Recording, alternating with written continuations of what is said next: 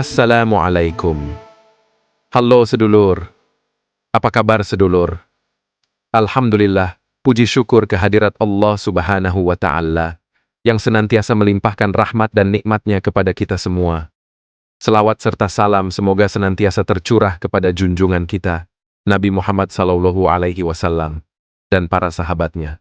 Kalian harus tahu, orang-orang yang diharamkan masuk surga, simak ulasan video berikut ini sedulur.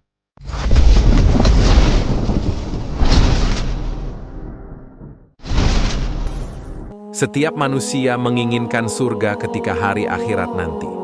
Setiap apa yang kita inginkan harus ada usaha, kesabaran, dan perjuangan agar apa yang kita inginkan bisa tercapai. Ada beberapa sifat yang dapat membuat manusia tidak bisa merasakan kenikmatan surga di akhirat nanti. Sebelum kita lanjut, jangan lupa subscribe, like, dan komen agar mendapatkan video terbaru dari kami. Dan tonton sampai selesai agar kita diberikan kemudahan dalam menjalankan ibadah kepada Allah. Orang-orang yang diharamkan masuk surga. Yang pertama, orang yang kikir.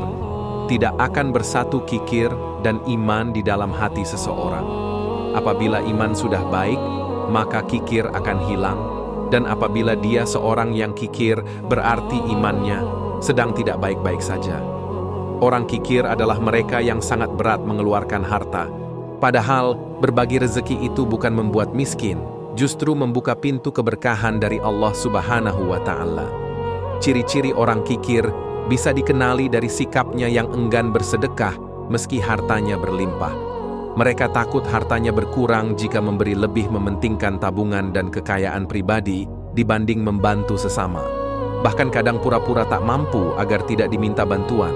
Sifat ini membuat hati jadi keras, hubungan sosial renggang, dan menjauhkan diri dari rahmat Allah. Padahal Al-Quran dengan tegas mencela sifat kikir dan memuliakan orang yang dermawan. Dalam kehidupan bermasyarakat, orang yang suka memberi selalu lebih dihormati dan dicintai. Karena itu sifat kikir harus dilatih untuk dihilangkan, salah satunya dengan membiasakan diri bersedekah walau hanya sedikit. Sebab di balik sedekah yang kecil, ada pahala besar dan ketenangan batin yang luar biasa. Yang kedua, beribadah bukan karena Allah, tetapi apabila amalan yang dikerjakan itu bukan untuk Allah, maka rugilah setiap usaha di dunia.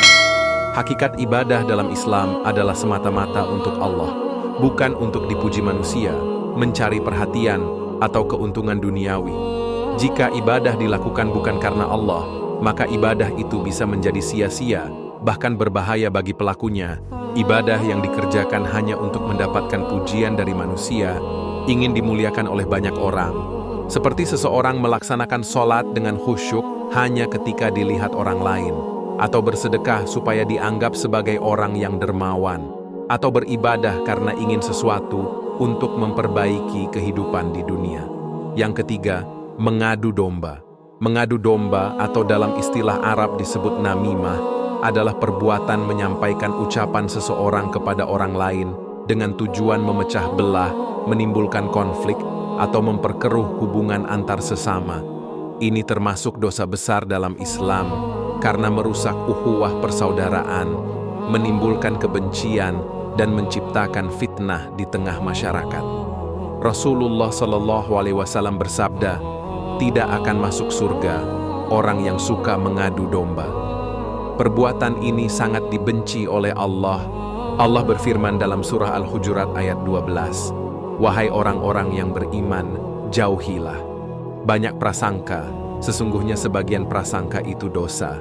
Janganlah mencari-cari kesalahan orang lain, dan janganlah ada di antara kamu yang menggunjing sebagian yang lain. Allah melarang kita berprasangka buruk, mencari-cari kesalahan orang lain, dan bergunjing. Semua ini adalah pintu-pintu awal yang bisa mengarah pada adu domba. Maka dari itu, seorang muslim yang baik harus menjadi penenang, bukan pemanas, menjadi penyambung, bukan pemutus. Islam adalah agama yang damai. Jangan sampai gara-gara kita Islam agama yang mengerikan. Yang keempat, hasad atau iri dan dengki. Hasad adalah perasaan iri dan dengki ketika melihat orang lain mendapat nikmat dan berharap nikmat itu hilang dari orang tersebut. Dalam Islam, hasad termasuk penyakit hati yang sangat berbahaya karena bisa merusak iman dan menghapus amal kebaikan.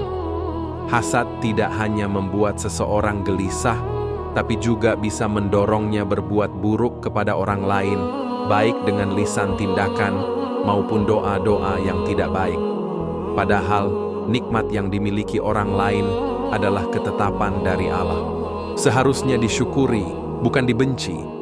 Untuk menghindari hadad, Islam mengajarkan agar kita memperbanyak rasa syukur, mendoakan kebaikan untuk orang lain, dan menyadari bahwa rezeki sudah diatur dengan baik oleh Allah Subhanahu wa Ta'ala. Membaca doa dan zikir, serta menjaga hati, juga menjadi cara untuk menenangkan jiwa dari perasaan iri. Setiap Muslim laki-laki dan perempuan diwajibkan untuk mencari ilmu agama. Bila tidak ada ilmu agama dalam dirinya, maka tidak ada kebaikan dalam hatinya. Semoga kita selalu diberikan kesadaran di segala aspek kehidupan.